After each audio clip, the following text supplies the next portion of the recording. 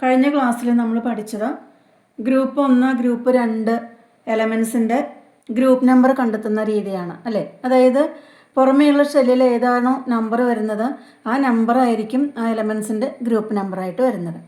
അപ്പോൾ നമുക്ക് ഇന്ന് നോക്കാനുള്ളത് 13 മുതൽ 18 വരെയുള്ള ഗ്രൂപ്പ് ഉണ്ടല്ലോ, ഈ ഗ്രൂപ്പും ഇതേ റിലേഷനാണോ ഫോളോ ചെയ്യുന്നതെന്നാണ്. അതായത് പുറമേയുള്ള നമ്പറാണോ ഈ പറയുന്ന മൂലകങ്ങളുടെ എലമെൻസിൻ്റെ ഗ്രൂപ്പായിട്ട് വരുന്നതെന്ന്. അപ്പോൾ നമുക്കതൊന്ന് ചെക്ക് ചെയ്യാം.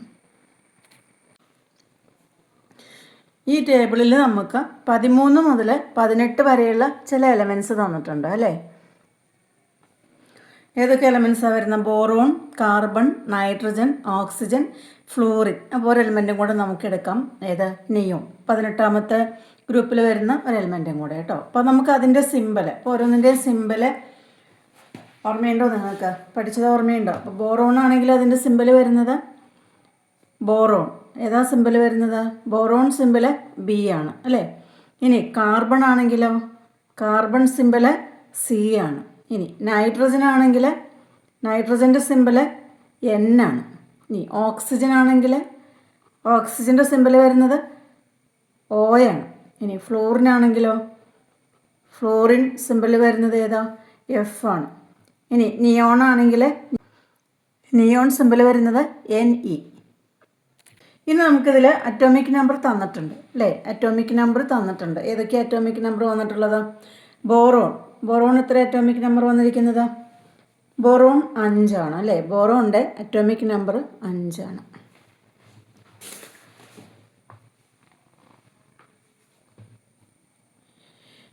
ഇനി കാർബൺ ആണെങ്കിൽ അറ്റോമിക് നമ്പർ 6, നൈട്രജൻ ആണെങ്കിൽ atomic number 7, oxygen atomic number 8, fluorine atomic number 9, neon ആണെങ്കിൽ അറ്റോമിക് നമ്പർ 10.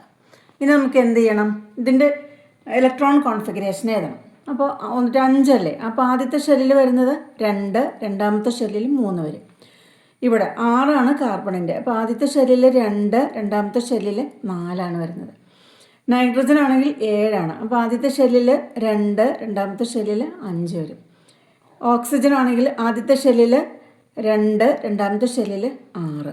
ഇനി ഫ്ലൂറിൻ ആണെങ്കിൽ ആദ്യത്തെ ഷെല്ലിൽ 2, രണ്ടാമത്തെ ഷെല്ലിൽ 7 ആണ്. നിയോൺ ആണെങ്കിൽ ആദ്യത്തെ ഷെല്ലിൽ 2, രണ്ടാമത്തെ ഷെല്ലിൽ 8 ആണ് വരുന്നത്. കണ്ടോ? ക്ലിയർ ആയോ? ഇനി നമുക്ക് എന്ത് ചെയ്യണം? പഠിച്ചത് ഗ്രൂപ്പ് 1, 2 അല്ലേ. 1ഉം 2ഉം ഗ്രൂപ്പിൽ വരുന്ന എലമെൻസിൻ്റെ പ്രത്യേകത എന്തെന്നാണ് പഠിച്ചത്?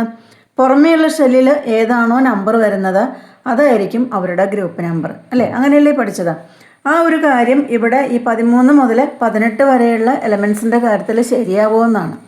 കണ്ടോ? അപ്പോൾ നമ്മളത് ചെക്ക് ചെയ്തപ്പോൾ ഇലക്ട്രോൺ കോൺഫിഗറേഷൻ എഴുതിയപ്പോഴാണ് ഏറ്റവും പുറമേയുള്ള ഷെല്ലിൽ വന്നിട്ടുള്ളത് ഏതാ? അപ്പോൾ ബോറോൺ ആണെങ്കിൽ ഏറ്റവും പുറമെ 3 ആണ് വന്നേക്കണത്. കാർബൺ ആണെങ്കിൽ 4, നൈട്രജൻ 5, ഓക്സിജൻ 6, ഫ്ലൂറിൻ 7, നിയോൺ 8. അങ്ങനെയാണ്. പക്ഷേ ഇതല്ലല്ലോ അവരുടെ ഗ്രൂപ്പ് നമ്പർ. നമുക്കറിയാം ബോറോൺ ആണെങ്കിൽ ഗ്രൂപ്പ് നമ്പർ ഏതാണ്? 13 ആണ്.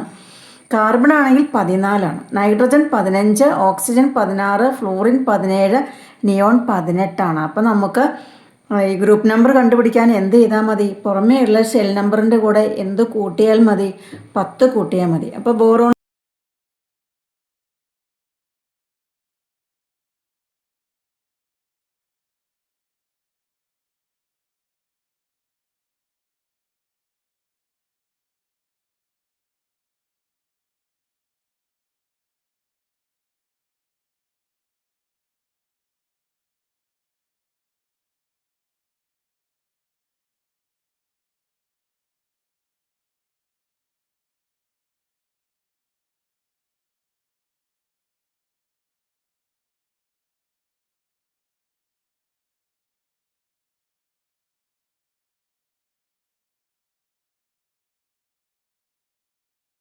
മൂന്നാമത്തെ ഗ്രൂപ്പ് കിട്ടാൻ 13 എന്നുള്ള ഗ്രൂപ്പ് കിട്ടാൻ എന്ത് ചെയ്താൽ മതി? 3ൻ്റെ കൂടെ 10 കൂട്ടിയാൽ മതി. കണ്ടോ? 10 + 3. അപ്പോൾ അങ്ങനെ വരുമ്പോൾ ബോറോൺ 13ാമത്തെ ഗ്രൂപ്പിലാണ് വരുന്നത്. ഇനി കാർബൺ ആണെങ്കിൽ ഏറ്റവും പുറമേ ഉള്ള ഷെല്ലിൽ എത്ര ഇലക്ട്രോൺസാണ് വരുന്നത്? 4 ഇലക്ട്രോൺസ്. അപ്പോൾ നമുക്ക് എന്ത് ചെയ്യണം? 10 + 4. അപ്പോൾ കാർബണിൻ്റെ ഗ്രൂപ്പ് നമ്പർ എത്രയാണ്? 14. ഇനി നൈട്രജൻ ആണെങ്കിൽ ഏറ്റവും പുറമേയുള്ള ഷെല്ലിൽ വരുന്ന ഇലക്ട്രോൺസ് 5 ആണ്. അപ്പോൾ നമുക്ക് എന്ത് ചെയ്യണം? 10 + 5. അപ്പോൾ നൈട്രജൻ ഏത് ഗ്രൂപ്പിലാണ് വരുന്നത്? 15ാമത്തെ ഗ്രൂപ്പിൽ. ഇനി ഓക്സിജൻ ആണെങ്കിൽ ഏറ്റവും പുറമേയുള്ള ഷെല്ലിൽ 6 വരുന്നത്. അപ്പോൾ നമുക്ക് 6ൻ്റെ കൂടെ 10 കൂട്ടുമ്പോൾ ഓക്സിജൻ 16ാമത്തെ ഗ്രൂപ്പിലാണ് വരുന്നത്.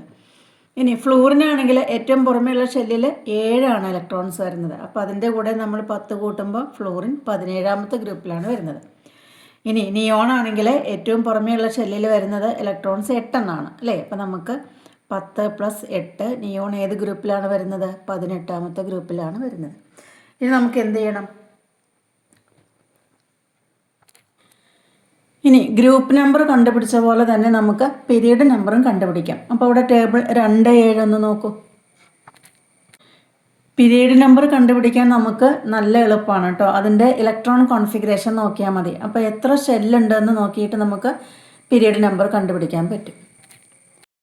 ഇപ്പോൾ ഒന്നാമത്തെ എലമെൻറ്റ് തന്നിരിക്കുന്ന ഹൈഡ്രജൻ അല്ലേ? ഇപ്പോൾ ഹൈഡ്രജൻ്റെ ആറ്റോമിക് നമ്പർ എത്രയാണ്? 1. അപ്പോൾ ഹൈഡ്രജൻ്റെ ആറ്റോമിക് നമ്പർ 1 ആകുമ്പോൾ അതിൻ്റെ ഇലക്ട്രോൺ കോൺഫിഗറേഷൻ നമുക്ക് എങ്ങനെ എഴുതാൻ പറ്റും? ഹൈഡ്രജൻ്റെ ആറ്റോമിക് നമ്പർ നമുക്കറിയാമല്ലോ 1.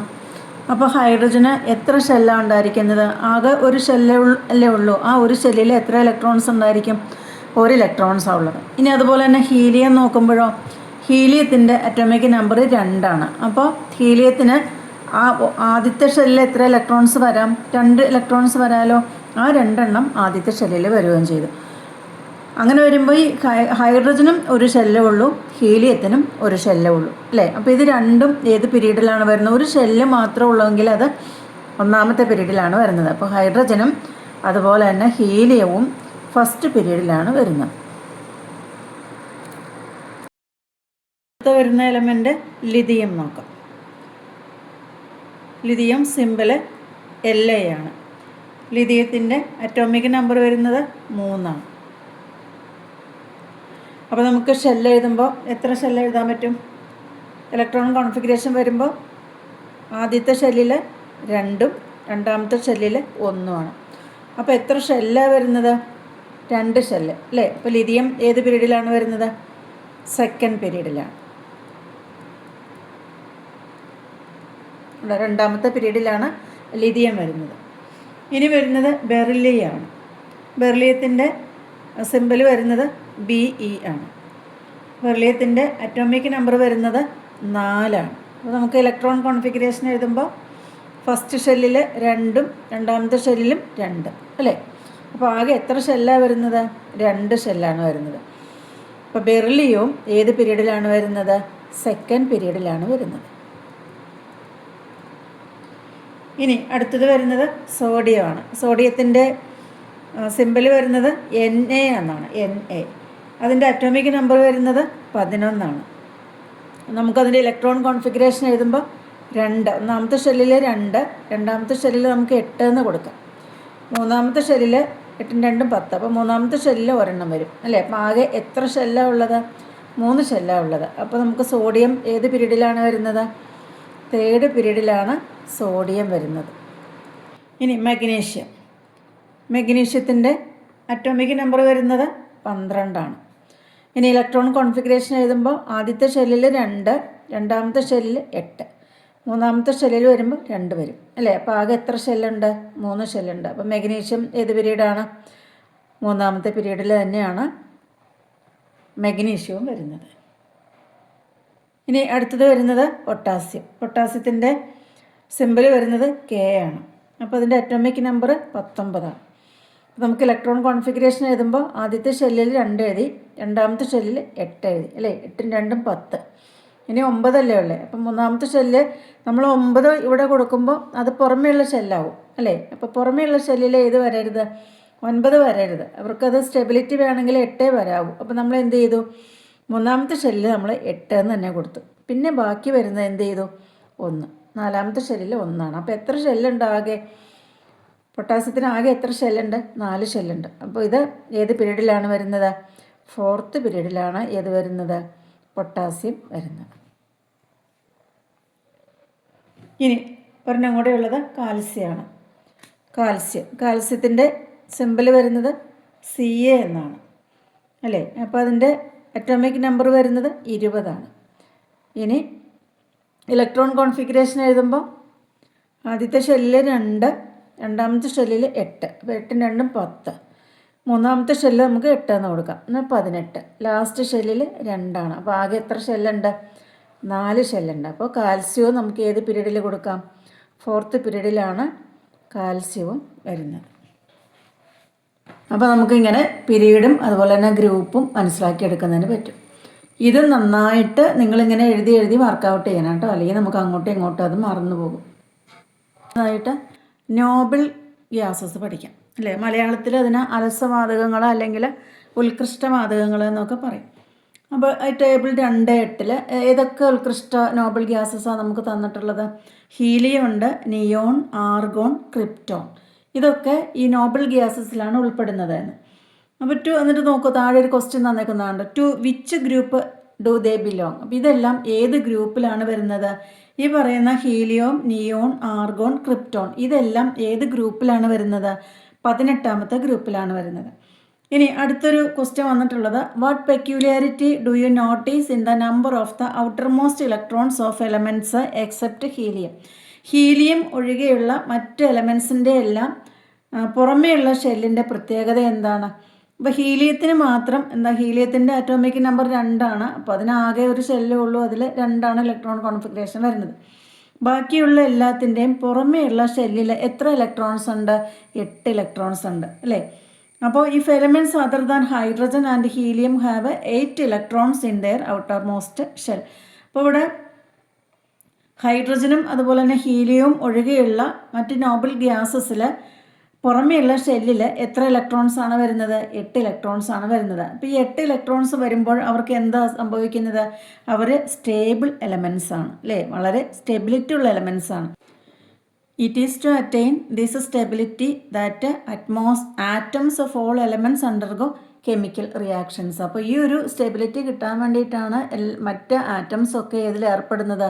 കെമിക്കൽ റിയാക്ഷൻസിൽ, രാസപ്രവർത്തനത്തിൽ ഏർപ്പെടുന്നത്. ഇപ്പോൾ ഈ നോബിൾ ഗ്യാസസിന് ഏറ്റവും പുറമേയുള്ള ഷെല്ലിൽ ഇലക്ട്രോൺസ് 8 എണ്ണം ഉണ്ട്. അപ്പോൾ അവർക്ക് എന്ത് ചെയ്യേണ്ട ആവശ്യമില്ല, മറ്റ് ആറ്റംസൊക്കെ ആയിട്ട് എന്ത് ചെയ്യേണ്ട ആവശ്യമില്ല, കെമിക്കൽ റിയാക്ഷൻസിൽ ഏർപ്പെടേണ്ട ആവശ്യമില്ല.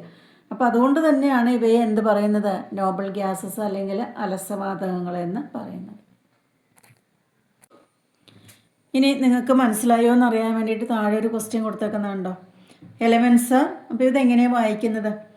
എലമെൻറ്റ് ഇതോടെ ഫസ്റ്റ് വായിക്കുന്ന element P with atomic number 8, element Q with atomic number 10, element R with atomic number 12, element S with atomic number 18.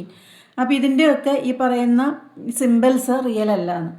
അപ്പോൾ നമ്മൾ എന്ത് ചെയ്യണം? ഇത് ക്വസ്റ്റ്യൻ ഏതാ വന്നിട്ടുള്ളത്? Write down the electron configuration of these elements. ഈ എലമെൻറ്റ്സിൻ്റെ ഒക്കെ ഇലക്ട്രോൺ കോൺഫിഗറേഷൻ എഴുതണം. എന്നിട്ടോ which among these are noble gases, ഇതിൽ ഏതൊക്കെയാണ് നോബിൾ ഗ്യാസസ് എന്ന് നമ്മൾ കണ്ടുപിടിക്കുകയാണ്. അപ്പോൾ നമുക്ക് ആദ്യം എലമെൻറ്റ് പി അല്ലേ? എലമെൻറ്റ് പി അറ്റോമിക് നമ്പർ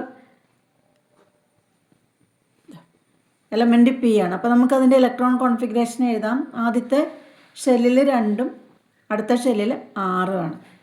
ഇനി അടുത്ത് വന്നിട്ടുള്ളത് എലമെൻറ്റ് ക്യൂ ആണ് അല്ലേ? അതിൻ്റെ അറ്റോമിക് നമ്പർ എത്രയാണ് വരുന്നത്? 10 ആണ്. അപ്പോൾ നമുക്ക് ആദ്യത്തെ ഷെല്ലിൽ 2ഉം അടുത്ത ഷെല്ലിൽ വരുന്നത് 8 ആണ്. ഇനി അടുത്തത് എലമെൻറ്റ് 6 ആണ്. അതിൻ്റെ അറ്റോമിക് നമ്പർ വരുന്നത് 12 ആണ്. അപ്പോൾ നമുക്ക് ആദ്യത്തെ ഷെല്ലിൽ 2, രണ്ടാമത്തെ ഷെല്ലിൽ വരുമ്പോൾ 10 കൊടുക്കാൻ എന്തായാലും പറ്റില്ലല്ലോ. അപ്പോൾ രണ്ടാമത്തെ ഷെല്ലിൽ 8 കൊടുത്തു, മൂന്നാമത്തെ ഷെല്ലിൽ 2 കൊടുത്തു. ഇനി അടുത്തത് വരുന്നത് എലമെൻറ്റ് എസ് ആണ്. എസിൻ്റെ അറ്റോമിക് നമ്പർ വരുന്നത് 18 ആണ്. അപ്പോൾ നമുക്ക് എന്താ, ആദ്യത്തെ ഷെല്ലിൽ 2 കൊടുത്തു, രണ്ടാമത്തെ ഷെല്ലിൽ 8, 8 2 10. അപ്പോൾ മൂന്നാമത്തെ ഷെല്ലിൽ നമുക്ക് എന്ത് വരാം? ബാക്കി 8 ഉള്ളത് മൂന്നാമത്തെ ഷെല്ലിൽ വരും. അപ്പോൾ ഇതിൽ ഏതൊക്കെയാണ് നോബിൾ ഗ്യാസസ് എന്നാണ് പറഞ്ഞിട്ടുള്ളത്?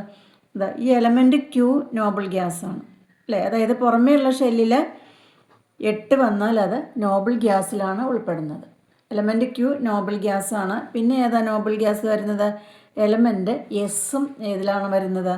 നോബിൾ ഗ്യാസാണ്. മനസ്സിലായോ ഈ ഭാഗം?